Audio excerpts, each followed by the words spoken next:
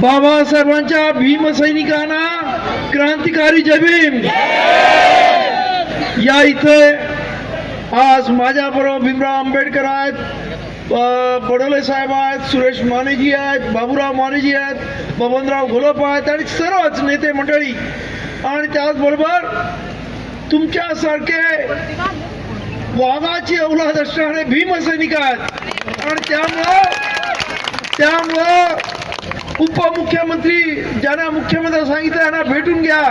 ते म्हणाले आम्ही तुमच्या बरोबर आहोत, ते आपल्या बरोबर आहोत. ते म्हणाले तुम्ही काळजी करू नका, मुख्यमंत्री आणि तुम्हाला सर्वांची आमदारांची सर्वांची उद्या किंवा परवाच मी भेट घडवून आणतो आणि हे तुम्हाला विश्वासात घेतल्याशिवाय होणार नाही अशा पद्धतीचं त्याने आश्वासन दिलेलं आहे. त्यामुळे माझं असं म्हणणं आहे की अर्धी लढाई आपण जिंकलेली आहे.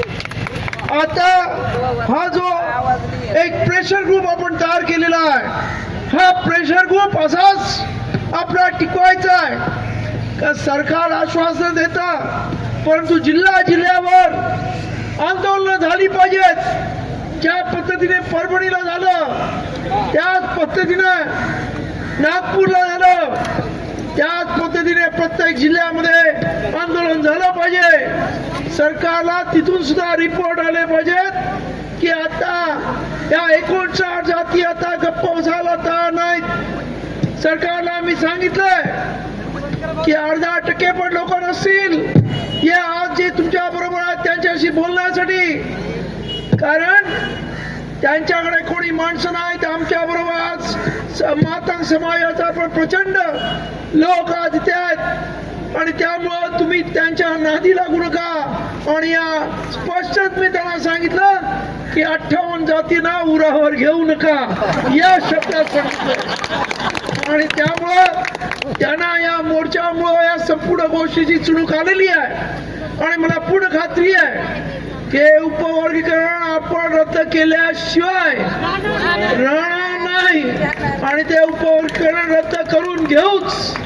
या इथे राजकुमार बडोले आणि त्यांच्या बरोबर सर्व आमदार विधिमंडळात त्यांची लढाई करतील आणि आपण सर्वजण रस्त्यावरची लढाई करू.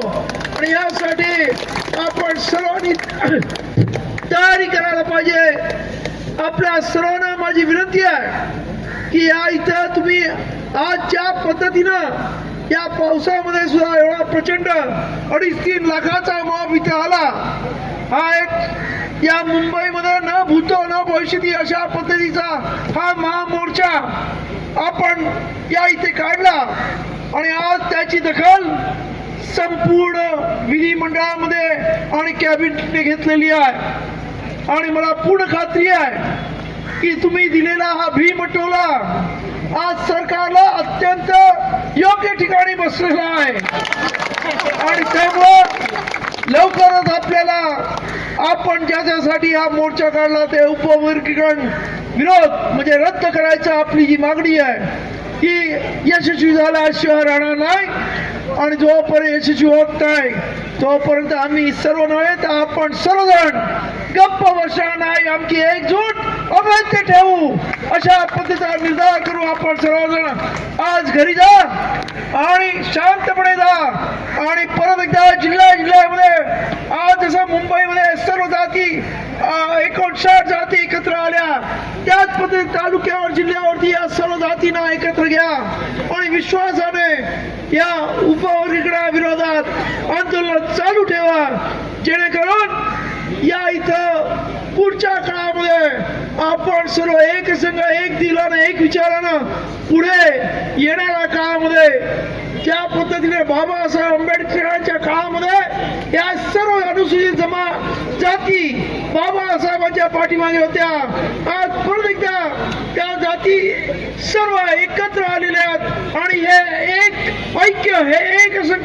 संघ आपण टिकवणं हे आपल्या सर्वांची जबाबदारी असं मी समजतो. आणि याच्यातून सर्व अनुसूचित जाती जमातीचा जो आजपर्यंत बॅकलॉग भरला जात नाही, आजपर्यंत आपल्याला प्रमोट प्रमोशन मध्ये आरक्षण दिलं जात नाही, आपला जो निधी आहे तो पळवला जातो. याच्या विरुद्ध सुद्धा आपल्याला आंदोलन करावं लागेल, एकत्र आंदोलन करावं लागेल. आणि त्यासाठी आपली जी एकजूट आहे ती अभेद्य ठेवा एवढं सांगतो आणि आपली रजा घेतो. आपल्या सर्वांना धन्यवाद देतो. एवढ्या पावसामध्ये सुद्धा तुम्ही खऱ्या अर्थानं भीमसैनिक लढाऊ भीमसैनिकात हे दाखवलं. माझ्या माता भगिनी सुद्धा पावसात भिजत इथे अत्यंत ताकदीनं या इथं आलात. अख्ख्या महाराष्ट्रातून आंबेडकरी आणि सर्व जातीचे अनुसूचित जमातीचे लोक आले. त्या सर्वांना, त्यांच्या नेत्यांना, त्यांच्या सर्व कार्यकर्त्यांना मनापासून धन्यवाद देतो आणि आपली रजा घेतो. जय भीम, जय संविधान.